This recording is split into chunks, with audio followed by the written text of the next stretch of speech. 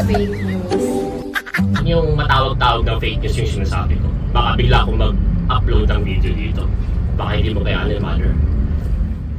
Hi mga ka-Chismis Trend! Welcome back to my YouTube channel. Usap-usapan pa rin sa social media ang balitang nagkabalikan di umano sila Danielle Padilla at Catherine Bernardo, kung saan nilabas ito ni Sian Gasa sa kanyang social media.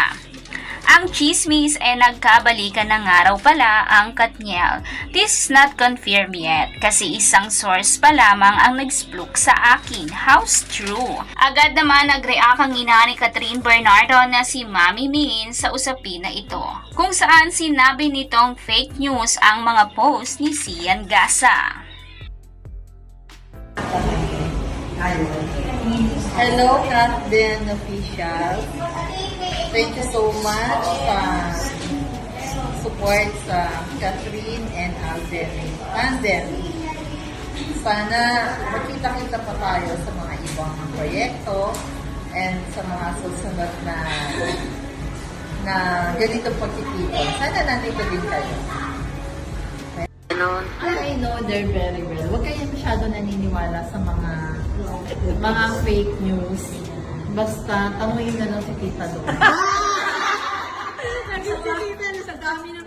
For the first time ay nagbigay nga ng komento ang ina ni Catherine Bernardo. Alam naman natin na madalang lamang magbigay ng komento si Mami Min kahit marami na ang naglalabas ang issue tungkol sa kanyang anak na si Catherine Bernardo. Maging sa breakup nila noon ni Danielle ay hindi nga nagsalita ang ina ni Catherine. Hindi naman nagpatalo si Sian Gasa sa naging komento ni Mami Min Bernardo.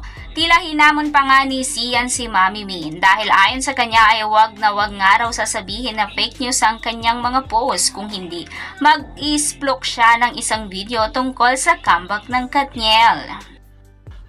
Masarap ba ha? Hayop ka! Masarap ba? Masarap ba? Pamilya. Anong lesson na mapupulot natin dyan sa trending issue na yan, no? Ang lesson dyan is yung keepy fight ni Sashna, nakakasarap talaga yan. Anyway, going back to Katniel.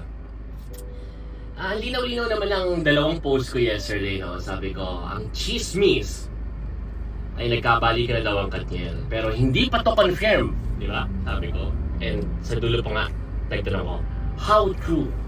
So parang nanghihingi pa ako ng more sources to verify or para pabulaanan ang chismis na ito.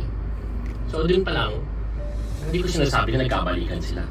Diba? Kung ang interpretasyon nyo ay sinabi ko na nagkabalikan na sila, then kayo ang nagpapakalat ng fake news, not me. Lilaw-lilaw eh. Word per word basahin yung mga posts ko.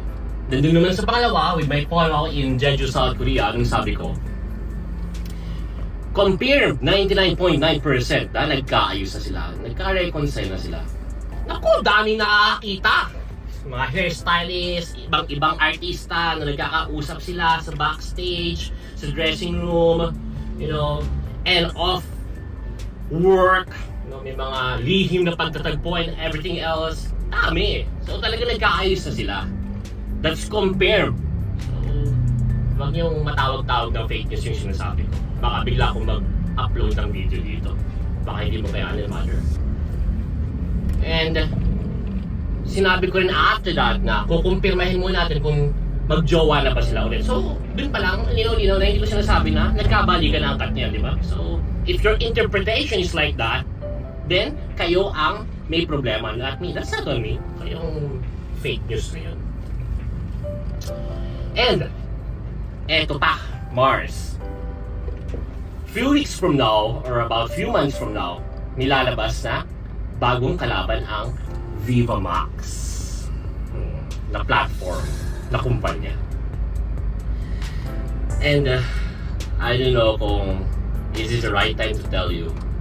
Pero sige na, let's make every moment a perfect time. And yung kalaban na Viva Max na to, this company, this platform, one of their actors, one of their artists is me. Damn!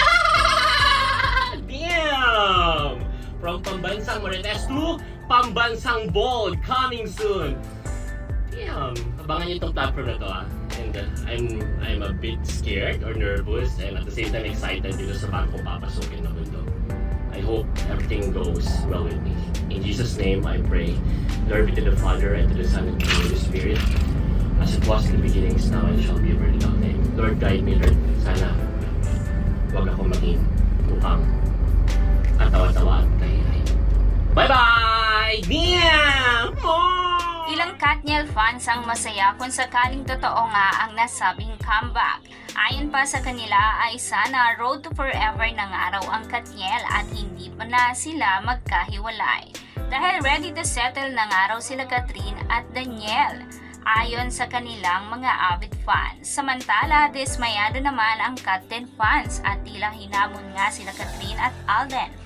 Nasabihin na nila kung ano nga ba ang tunay na status ng kanilang relasyon. Marami rin kasi ang mga naglalabasan tungkol sa relasyon ng dalawa. Katulad na lamang ng pagtigil di umano ni Alden Richards sa panliligaw kay Kathryn. Kasabay nito ang paglabas ng balita na nagkaayos at muling nagkikita na sila Daniel at Kathryn. Kaya naman, dismayado ang ilang fans ng Kat10 dahil tila pinapaasang araw ni Alden ang kanyang mga avid fans. Dagdag pa nila ay tila for the movie nga lang daw lahat ng mga naglalabas ang issue patungkol sa dalawa. Kaya naman kabado ang ilang Kat10 fans dahil tila wala ng araw ang Kat10 ngayon dahil muling magbabalik ang Katniel. Samot-sari ang magiging komento dito ng mga netizens dahil marami ang Team Katniel at ang Team Kat10. Kaya mga kachismis trend, ano ang opinion nyo sa usapin na ito? Comment down below, and if you like this video, please subscribe my YouTube channel and click the notification bell para mas updated ka kachismis trend. Thank you for watching!